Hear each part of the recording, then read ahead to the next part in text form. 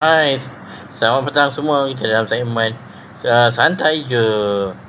Kita di workshop di Taman Gembira. Sini kita lihat betapa sibuknya pekerja-pekerja kita menyiapkan kenderaan. Ni ada memunggahkan barang-barang.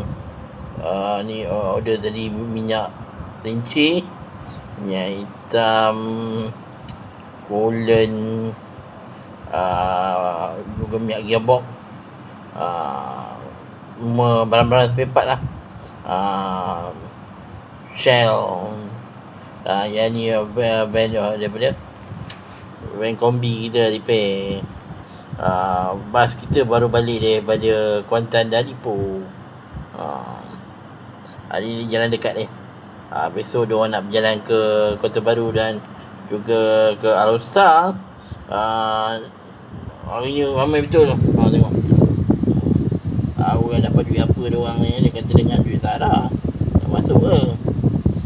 Kan. Kereta bos lepas parking luar. Tengok apa stesen minyak kita pun ramai orang. Sekarang KTV pun dah boleh charge kat sini. KTV. Kita tengok apa tempat studio alam haiwan pun dah jadi tempat parking kata. Tapi ada apa, kita akan buat prop baru. Tunggu sajalah dia punya kemunculan. Nanti kan tahulah bila dia nak buat renovation kan. Mungkin sehari dua nanti ni.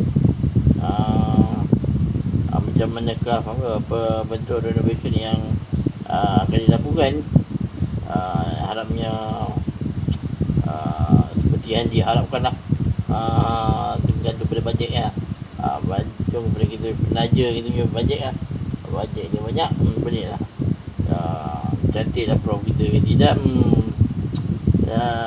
Itulah seadanya kan. Nak macam mana kan.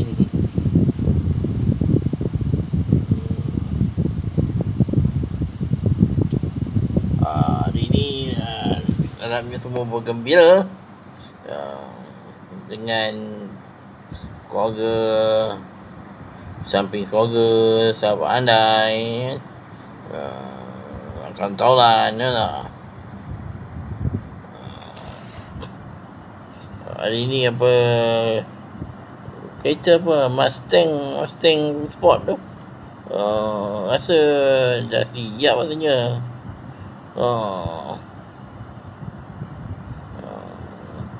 AE dia ada urusan dengan bos. Dia jumpa dengan bos workshop. Dia dah tu bersembang kan.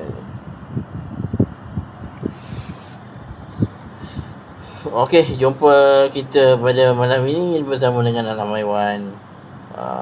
Jumpa lagi. Bye-bye.